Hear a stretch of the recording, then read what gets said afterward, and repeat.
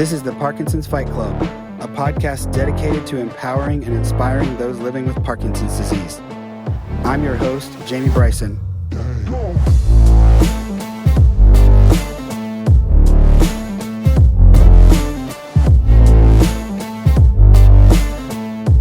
Let's welcome back to the podcast my lovely guest, my wife, Christy Bryson.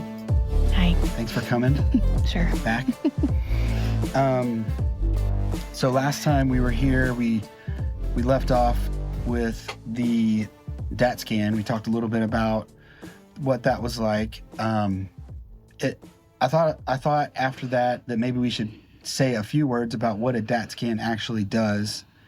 And not everybody gets one, right? Like I think some insurances don't really pay for that. Some doctors don't think they're super necessary if their clinical diagnosis is that they feel confident with it. But maybe with younger people, it's better to check that just in case, because it could maybe be other things. But it basically checks to see how the dopamine is being utilized in your brain. Uptake, yeah. And they put like a radioactive tracer in your. Yeah, it's kind of a long process where you have to go in. Like I think we were there probably half a day or more. Yeah, you have to wait for it to kind of get through. Then you have to take a break and come back. Yeah. But yeah, it was.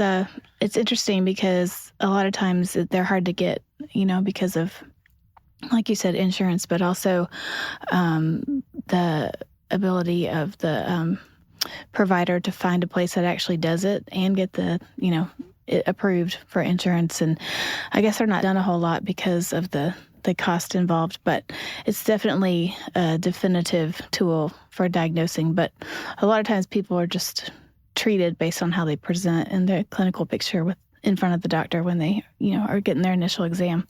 Yeah. So actually for those of you that are watching on YouTube, we can throw up a picture from my DaTscan just so you can see it. But if you're looking on YouTube right now, you can see that one side of my brain is lit up a little bit less than the other side. So the right side of my brain has less dopamine uptake than my left. So the left side of your brain is what controls the right side of your body, right? Vice Yes. versa. So, now you said it right. So my deficiency on the DaTscan is on in the right side of my brain, right? Which so is why the left side of my body is affected. So, yeah, it's kind of a classic. My DaTscan is a classic case where you can totally see where the dopamine uptake is not as good on the left side of my brain. But I think it's useful for people who are younger because traditionally Parkinson's, based on the symptoms you had, may or may not be the first go-to as far as what's going on. So for some people, but in older people, it's kind of more reasonable to kind of go there, so they don't always do those tests depending on your age. So. Yeah. So we got the DaTscan done, and then we obviously wanted to get a follow-up appointment as soon as possible to find out the results of that DaTscan and to get our official diagnosis. And so in true COVID, post-COVID, or I guess it wasn't post-COVID. No, it was still during. In true middle of COVID fashion, we had a telehealth visit scheduled with the nurse practitioner. So I kind of thought, oh, well, this is good. They wouldn't tell you something like really bad over a telehealth visit, so... Yeah. I remember, I guess it was like wishful thinking because I was still at the point of I'm not sure that, because back to ER neurologist, no way, it's Parkinson's, to you're in the office and she's like, oh, yeah, that's what it is in 5 minutes. So, you were always wanting to hold out hope that it's not what we're thinking is the worst case scenario at that point. But, so at first telehealth seemed like a good option, but. Yeah. Well, it was just a matter of I just wanted to know as soon as possible, and I was willing to have a conversation over Zoom if I had to. So that's what happened. So we had the Zoom call. We started, we went through the formalities, and then basically she just said, yep, your DaTscan is positive for Parkinson's. So it was kind of like, all doubt was removed at that point. Yeah, but I remember, it just not being felt very cold and very matter of fact and distant. Like, it was not a good experience, to be like, I just remember feeling like that feeling you feel before you're going to pass out, kind of like everything's sinking.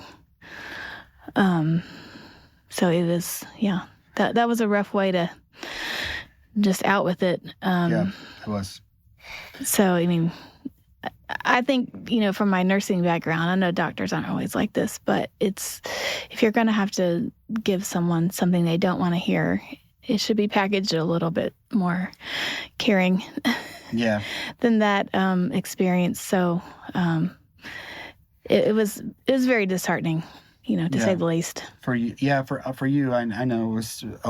I think at that point I had already made up my mind that it was Parkinson's, and I just needed the confirmation so I could move forward. And I'm just I'm a matter of fact type, just give it to me straight kind of person. So, but I understand that that's not great for everyone, especially loved ones and people who don't want their loved ones to have something like that. So that is what happened. It was what it was. And the next step was, I just was like, so, what are we doing with medication? And she was like, the doctor wants to start you on, something, because I said that they'd given me the medicine beforehand that they didn't want to interfere with the DaTscan. So now they're willing to give me something to actually help me.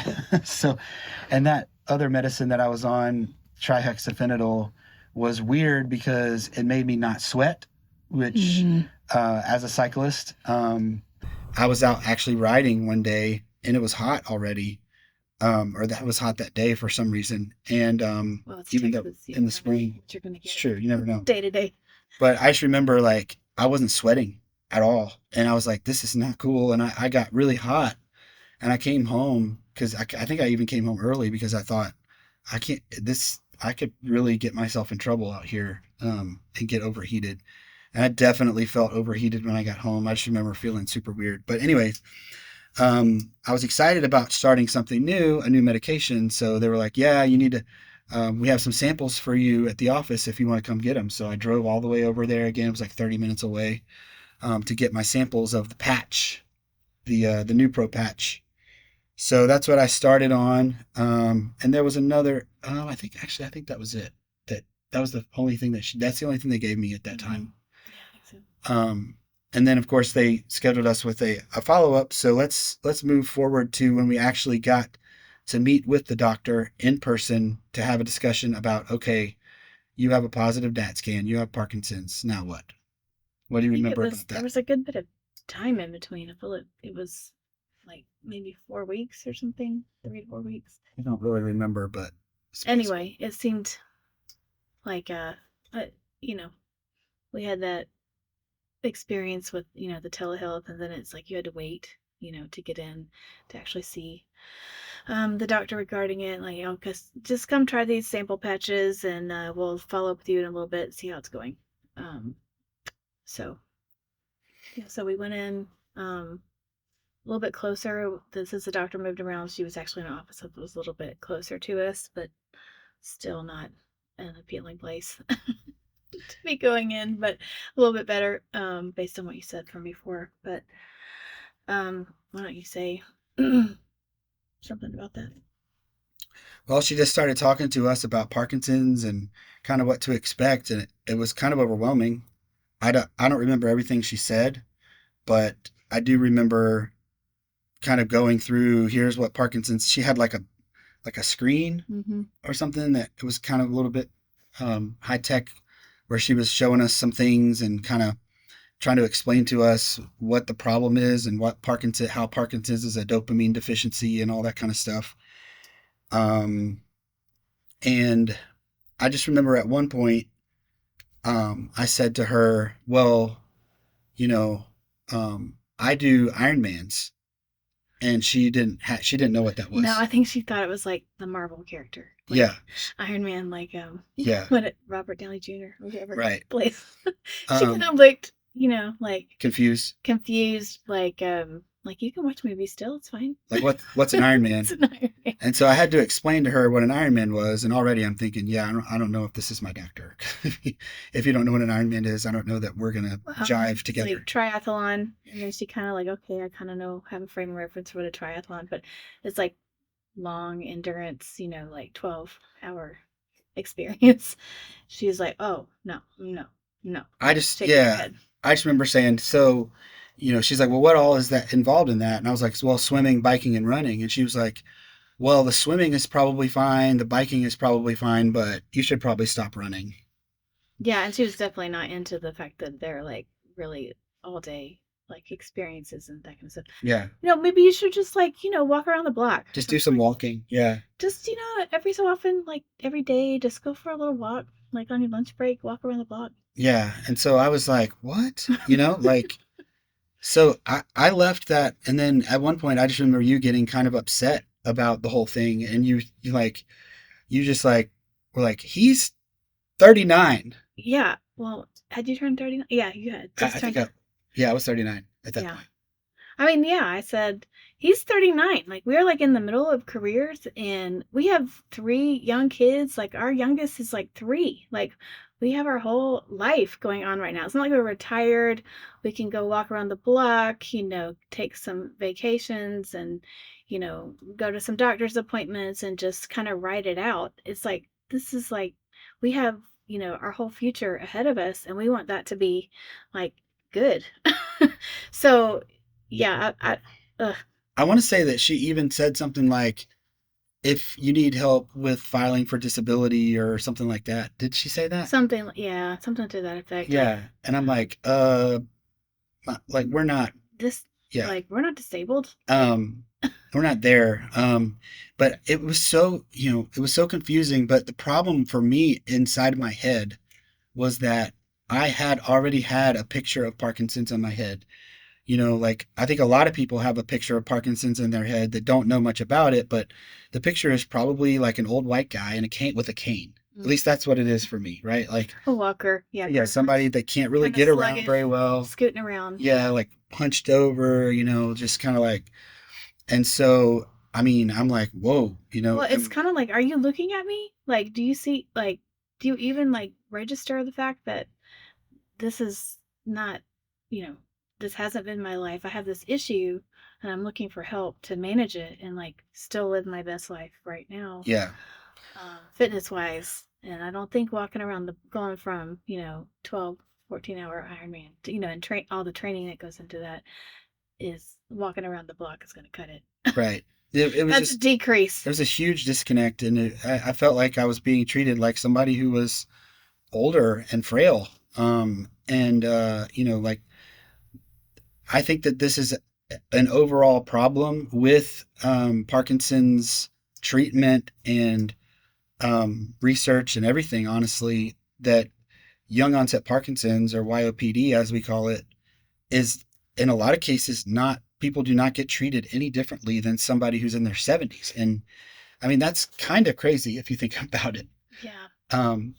But this doctor explained to me that I remember her saying, the primary way that we treat Parkinson's is using a medication called levodopa carbidopa.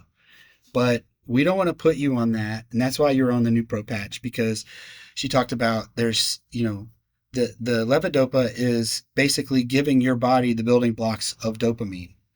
So all the time you're thinking, okay, that's good. That sounds good. I want that. Yeah. Yeah, let's do that. If I'm deficient in this, then let's just replace it. Yeah, Like just give me other what I need. deficiencies. Yeah. Any other, you have an infection, you take an antibiotic, you have diabetes issues, you have to, modulate insulin to, in your diet. Let's say, so okay, let's get on that. Yeah. And so, but no, I mean, she was like, no, we don't, since you're so young, well, that's the only time she took my age into account, I guess. Since you're so young, we don't want to put you on levodopa, because if you start on it now, it will not be effective for you later on when you're going to need it. And she was like, that's why I put you on this Nupro patch is a dopamine agonist, which is, she kind of explained it as like a fake dopamine, kind of like tricks your body into thinking your own ability to, because part of the the deficiency, I guess they're not totally sure, as if you don't have enough, or your uptake, like you're reuptaking and recycling it more than you should, and so you don't have enough available for adequate function.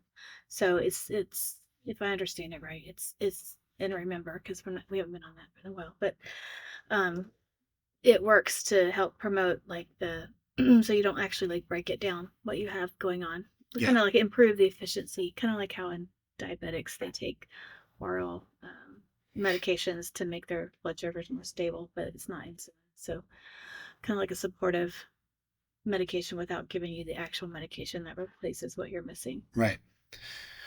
So the other thing she did was she prescribed some physical therapy for me, and she said, you need to do this physical therapy program. It's called the Big and Loud treatment. And it's a Parkinson's thing that we always give Parkinson's patients to help you with your Parkinson's issues. And so that was kind of the end of that. We left there, and if I'm being honest, I was in a really bad mental space after that. After that appointment, I felt like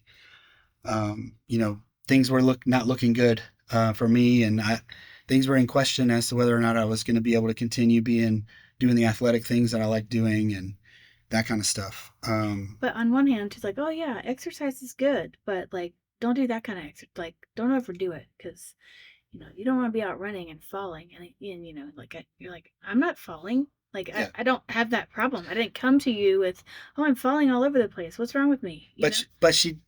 What happened was she created a lot of fear inside of me that I think I ended up having to deal with for a very long time. Yeah, play it safe. Don't take risk. You're diseased. You're disabled. Yep. Don't take any You risk. can't do the stuff Don't that you used to do anymore. Yeah. You're something else now. Like, Yep. whoever you defined yourself as, that's not who you are anymore, as of right now. Yep. And so, um, you know, she was well-meaning, but she clearly did not see me for who I was. Definitely not. She didn't see a 39-year-old athletic person with dreams and aspirations, and so that was frustrating. And so there started to be some like little glimmers of hope here and there shortly after that, because I showed up for my PT appointment at a hospital facility near here. Well, first of all, it was really hard to find that kind of treatment. Like they're like, "Oh, you can't go to this physical therapy location. You have to go to this." I had to go to the hospital. And now you have to go Yeah. to the hospital, because there's only certain groups that do this big and loud Right. therapy. So I show up and I spend a little bit of time with this physical therapist, and she starts kind of going through this big and loud stuff. And at some point she stops and she goes, you don't need this. Well, she's like youngish, 30s maybe. And she kind of looked at the orders, and I remember seeing her face being like, I'm going to go through the process because this is what she ordered. But, Well, she started having me do all these things, and I was like doing everything perfectly and and at one point I continued to see her for a while, but at one point she told me, yeah, you're like the most athletically fit person that I've seen here. Like, you're out of all of my patients. You graduated. And Congratulations. You're supposed to be on this your whole life, but you graduated already. So she said basically after that first session, she shifted my treatment over to supporting what I wanted to do. She's like, what do you want to run? You want to bike? You want to swim? Great. We'll do whatever we need to do to help you do that, so we can keep your muscles in really good shape so that you can continue to swim, bike, and run. So that physical therapist helped me a lot mentally to say, okay, I can still do these things. And, doing some of those balance tests and things that they had me do made me realize, like, no, like, you're fine. There's nothing wrong with your balance right now. And you can do what you can do. There's no reason to. This just kind of points out that doctors look at people like diagnosis. Okay. So they don't look at people like the whole person. Like, you don't need any disability. You have to work to support your family. Like, there's no reason you can't work to support your family. And then, physical therapist, it has a different perspective. She's looking for deficits. Okay, well, what are your deficits? Well, your deficits don't match your diagnosis at this point. And so, regardless of the fact that you're a whole person who, should be seen as a whole person and not just a diagnosis, but these deficits don't match up to the orders for Yeah. this kind of therapy. And so I think that's really important, is to find someone who sees you. And so I think that's why it was so um, a ray of sunshine, hope, or something, because it's like, okay, well, this person who is supposed to help me with my deficits, like, sees me in Yeah. where I'm at right now. So, Like I felt like she was assessing me for my actual abilities.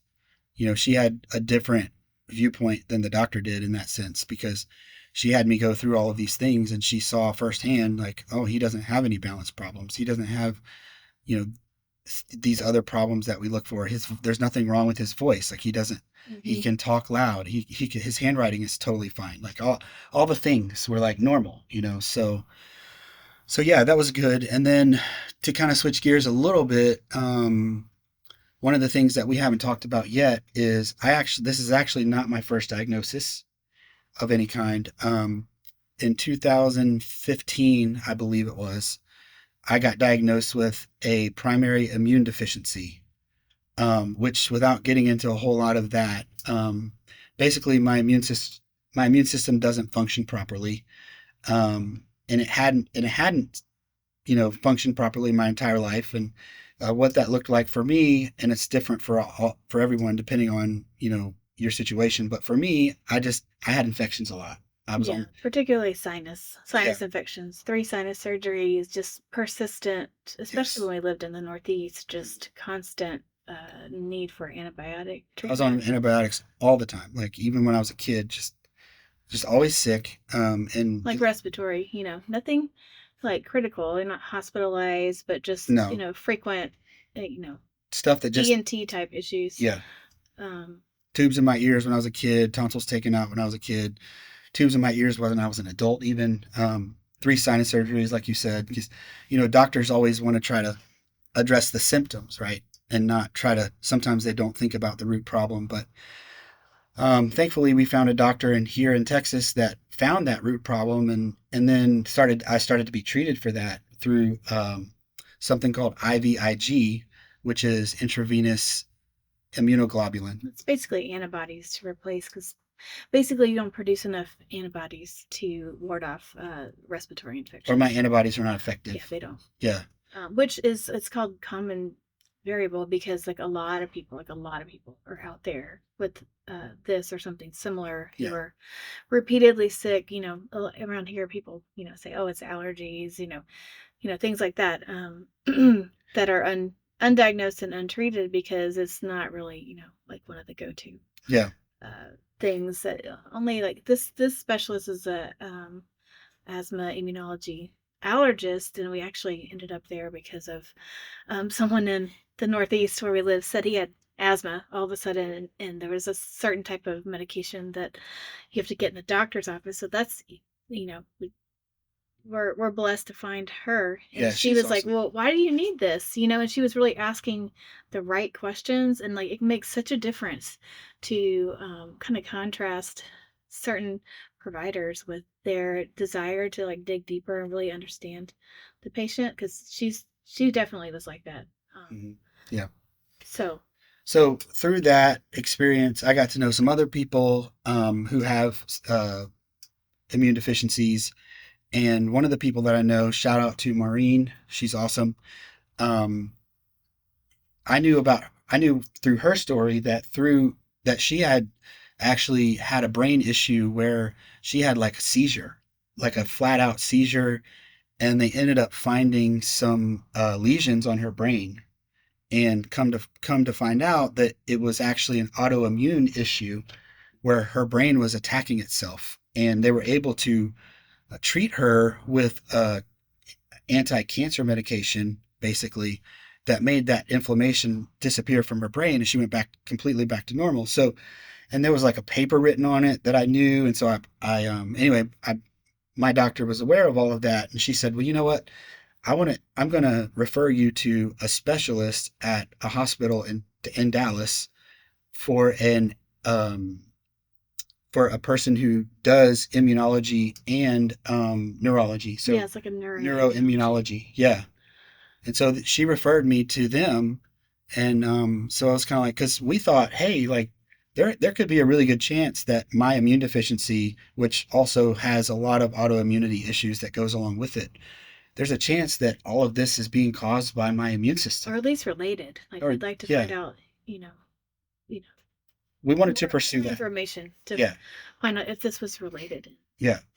So we go to that specialist at a very prestigious hospital here in Dallas, and they were like, "Well, there's no evidence of any kind of Parkinsonism, that has been found in a patient that was due to, some sort of immunology, autoimmunity, or lack of immunity. So we don't really think that there's a direct link." And I even remember them saying, "You have the misfortune of having two things wrong with you at the same time." And I was Two like, major diagnoses, "Okay, well, that's completely awesome." separate, which I don't, even to this day, I don't know that it's completely. No, we're not totally convinced. And my current doctor is not convinced that there's not a link, and he wants to try to figure it out if there is a link. But right now we don't know. But he has not dismissed that for sure. But and I'm going to talk more about him later. But what they did do was say, "Hey, we want you to see a really good specialist, a movement disorder specialist here at this medical university hospital, who specializes in Parkinson's, and so we're going to refer you over to him, and we want you to go see him and talk to him. That way you can have the absolute, best doctor, best care that you can get in this area." And I was like, "Yeah, sweet, that sounds awesome." So we got referred over to him, and so this now I'm on my second doctor at this point. Well, I guess I wouldn't consider those people really my doctors, because they just kind of consulted with us and said there's probably nothing going on between the two. Yeah, they kind of specialize more in like MS. Yeah, they do. Yeah, MS is more their thing for sure. So this doctor was a Parkinson's movement disorder specialist. So I go see him, and I liked him a lot at first. He's young, seemed, a lot different than my previous doctor. More up to date on current research and technology, and not so much the old way of thinking. But so that was exciting to think, oh, this person has like maybe some new information, because you always have this hope that Yeah. there's going to be something better out there. And we're like, this is a medical university. I mean, this is a big time hospital, and so we go in, and the first, like, right at the beginning, he was like, "Yeah, everything that first doctor told you is wrong. Like, all the medication, like the medication that you're on, is not right. Like, you do not need to be on Nupro. Like, that's a terrible medication that has really bad side effects." Which it turns out I did have some mild side effects from that, but I know people personally that have had way worse side effects from that. So he was like, "I'm going to take you off that immediately, and I'm going to put you on levodopa."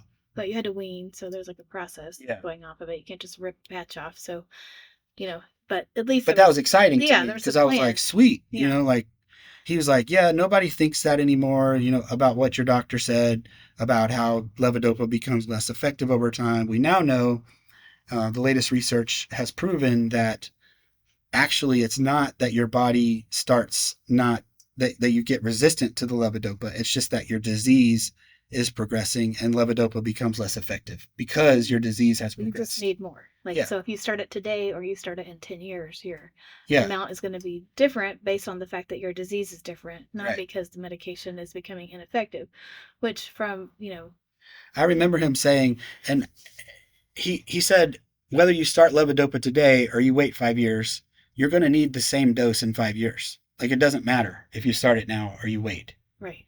And the other thing, You need what you need based on your disease process. the other thing we didn't mention, actually, that I meant to mention with the first doctor in that first meeting that we had face to face with her after the diagnosis, was you're probably going to need deep brain stimulation surgery within the next 5 years. Oh yeah. Oh yeah. Throw some brain surgery in Yeah. there. And I was like, what? Like, just all of that getting thrown at you is like super overwhelming. So I was kind of hoping, when this guy said everything that doctor said was not right about medication, I was kind of hoping that he'd have a different take on that. So I said, "Well, my first doctor told me that I was going to need deep brain stimulation in 5 years." And he was like, "Yep, that's probably about right." And I was like, "Oh, shoot." But what I did like about him was that he said, "Dude, you want to do triathlons? Do it. Do whatever you want. Like, you don't have to, you're fine. Do whatever. We'll support you." And so I liked that a lot. But, Yeah, I remember thinking like brain surgery, these people are crazy. Like we went from, so she like the first doctor, she kind of like had like her toes a little bit dipped in like some of the current things like, with the surgery and stuff, but definitely, that's somebody else's, game and I would refer you to somebody at that Yeah, point. yeah. Should you need that and when you need that and all that kind of stuff. Um They did. I mean, they do deep brain stimulation at this university yeah. hospital we were at. So he, you know, Yeah, because they, their thoughts were like there had been studies that if you do it in a younger patient, there's more, you know, positive outcomes when it's done sooner rather than later.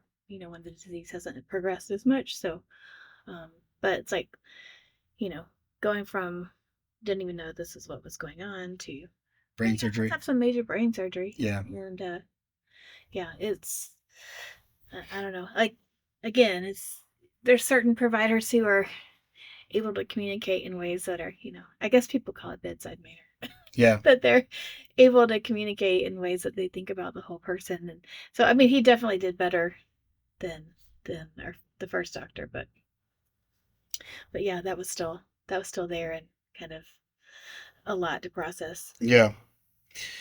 So, so he started me on levodopa after that. So that weaned off of the patch, and he started me on. He actually had me try. I think it was one of the MAOIs. I don't remember which one. And we realized really quickly that that was not good for me because I started having panic attacks. So we got off of that, and then he actually wanted me to do that before we switched to levodopa because he wanted to see how I would react to that medicine by itself first, and then that didn't turn out well. So took me off of that, and then got me off the patch, put me on. I think I started out on extended release Cinemet for a couple months, and then he switched me over to Ritari, which was his See, intention. like at that visit, he's like, well, at some point, I want to switch you to a newer medication, Ritari, and but it's kind of pricey and it's newer, and some insurances, there's a barrier Yeah, there. And I remember you going, okay, well, just give it to me. He's like, I have really good insurance. Just, who cares about that? Just order it and let's I see want to what feel happens. better. Like I don't feel like the medicine that I was on was not controlling my symptoms. But And that so, just goes back to like having the conversation of like, I want the best thing possible. So, yeah, like, if you know of something that you think is the best thing medication wise, let's try to get that. Let's go for that. Let's not just settle because we have some kind of, you know, uh, prejudged idea of what's going to be easy to get or hard to get because, you just never know. So yeah, you have to push for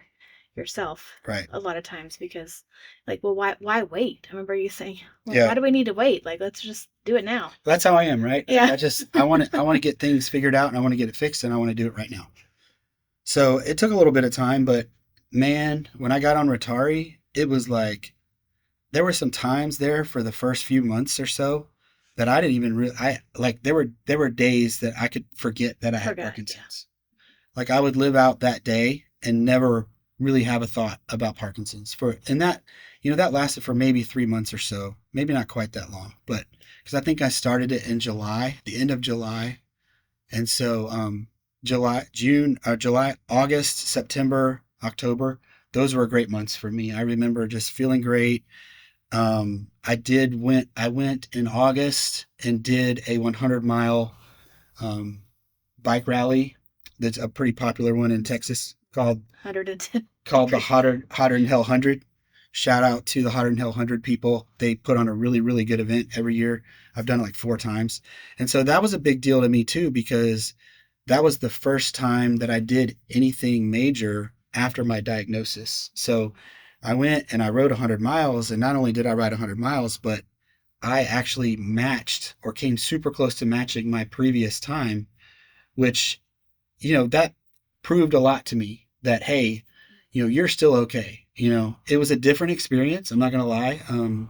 I remember at one point when I was at around mile 80, um, like we stopped at a aid station and I was shaking, like straight up shaking.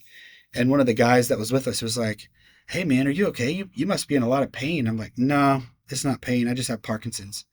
And I actually remember the look on that guy's face. And I thought, man, maybe I shouldn't have said that. Because Freaked him out. it's just like, what? What? But so then I told the doctor, I was like, hey man, I was shaking at mile 80. And then that's when kind of like we started exploring. I'll talk about this down the road, but it turns out there's things that you can do because when you're exerting yourself for 5 hours, which that's about my time was a little over 5 hours.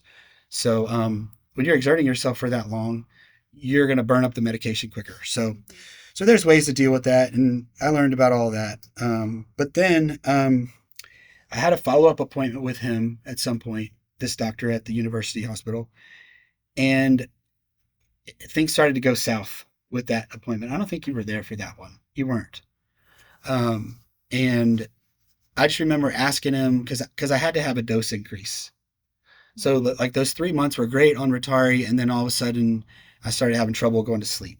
I started having tremors that were coming out at bedtime, and so we went from like 3 doses a day to 4 doses a day, and that kind of freaked me out because I'm like, wait, why do I already need more medicine?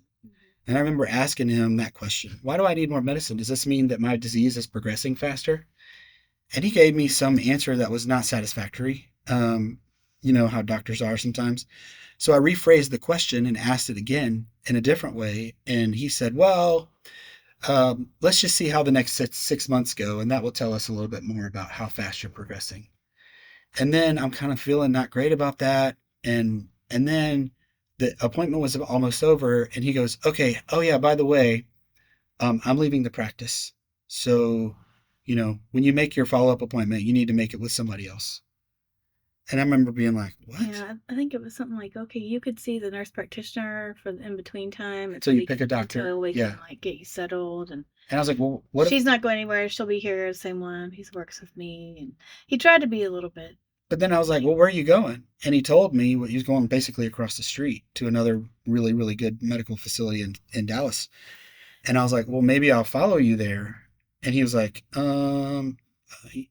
okay, yeah, yeah. Like he was clearly uncomfortable with that conversation. And so that was uncomfortable for me too. And so I just kind of left there feeling like, oh, man, here I am again, feeling like nobody sees me and feeling like, I'm just a patient.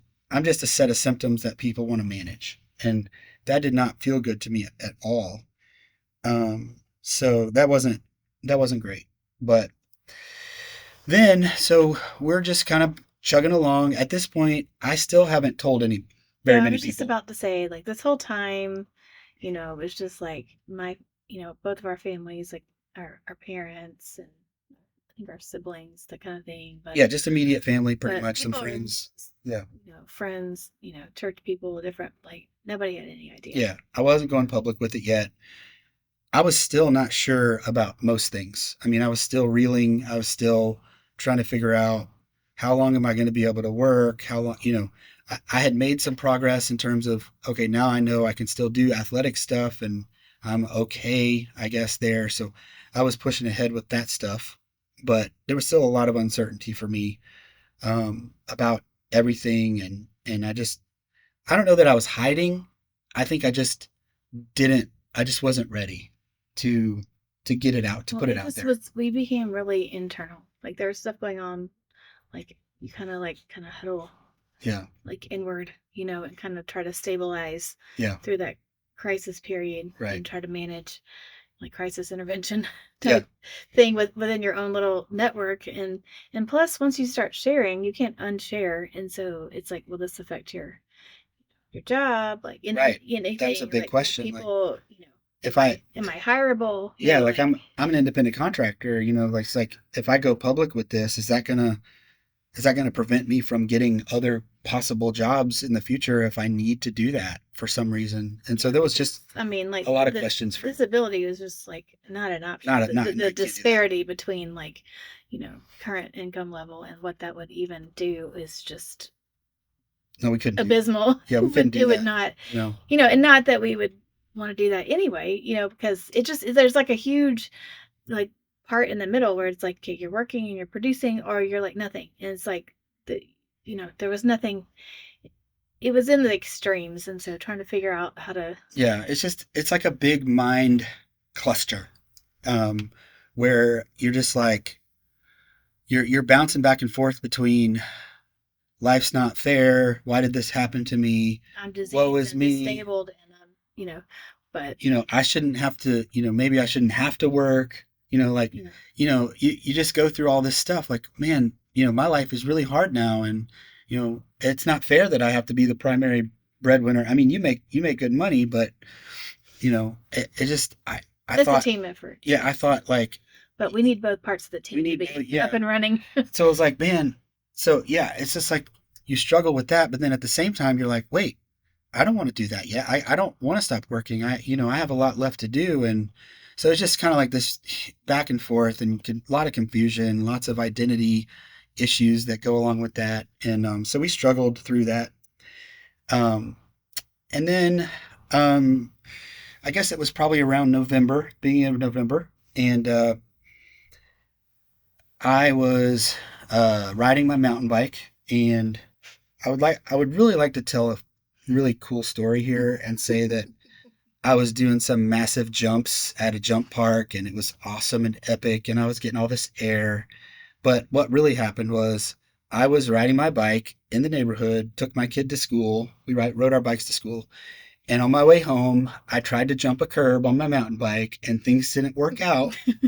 And I crashed pretty hard and tried to impale myself with my handlebar. So that was fun. Ribs were really hurting. I got an x-ray pretty quickly. The x-ray was like, no ribs were broken, but about a week went by and it felt like the pain in my ribs was getting worse. And it was like almost unbearable. And I was like, man, I got to go to the ER. So I went to the ER and they did a CT scan because, Well, that's what they said. If you still have pain and 5 to 10 days, just get a CT so we can see if there's yeah, anything going anything else going on. So I get the CT and I'm sitting there and again, I'm by myself. You're working that day. And I go and I'm sitting there and the doctor comes in with the little, radiology report. She sits down and she looks at me and she goes, well, your ribs are okay. But sometimes when we do these kind of things, we have incidental findings and we find things that we weren't necessarily looking for. And I'm thinking, oh shit, like what's about to happen? And she goes, so we found there's a mass on your left kidney. And I'm like, you have got to be kidding me. 2021, like what a year. Like 2021 was not done with us yet. on. So now this is happening. And I'm sitting there and I'm like, oh my God. I just got diagnosed with Parkinson's like 6 months ago. Like, are you sure? Are you sure there's a mass? And she was like, yeah. She's like, well, the radiologist is pretty sure. And he said that you definitely need to go get this checked and get another scan and all of that. So I think they said like go see internal medicine or something. yeah, she suggested that I follow up with an internal medicine doctor, and you were like, no, we're gonna go straight to the urologist. I think I called him like that day or the next Oh day. yeah, we got an appointment like within the week. That was like a Thursday, and then had an appointment like the following Monday. Because I'm like, what, this is, in some ways I was like, what? So you like, have this bike thing and thinking, oh, I wonder if it's a Parkinson's thing. Did you fall because Parkinson's? No, probably not. You're just being dumb. No, it's like that time I fell. I was going to tell this story. I fell when I was washing the car because I had a step ladder and I put the step ladder up to get to the roof and I fell. And I remember you being like, oh my gosh, is it Parkinson's? And I'm like, nope, it's stupidity because I set this dumb ladder up with one of the legs on the concrete and one of it in the dirt. And the one in the dirt sank down and I went right down with it. So that was just stupidity. Like, but it just goes to show you that, man, like people can put things in your head and make you think and make you scared of stuff. But anyway, both of those falls were because of me just being an idiot. And sometimes that is okay. But so I think we'll leave it there in terms of November of 2021. We found a mass on my kidney, and then about a week after that, I ended up making a decision that was going to change everything for me. So I'm looking forward to telling everybody about that next time. So we'll have one more episode of my story, and then we'll be getting some other people on here. But that's it for now. Thanks again for coming in with me. We'll leave everybody with that cliffhanger so that they'll tune in next time and see what happened with the kidney and everything else. So we hope that you will join us again next time, and I know you'll be with us again. So we're looking forward to having you back, and appreciate you coming. And see you next time. You know, getting a diagnosis like Parkinson's is really difficult, and it's kind of like getting knocked down in the boxing ring. You know, you have a choice at that moment to either stay down or get back up. And sometimes when you get back up, you're bewildered and you're stumbling around and whatever, but you decide, I'm just going to get back up and keep going and get back into the fight.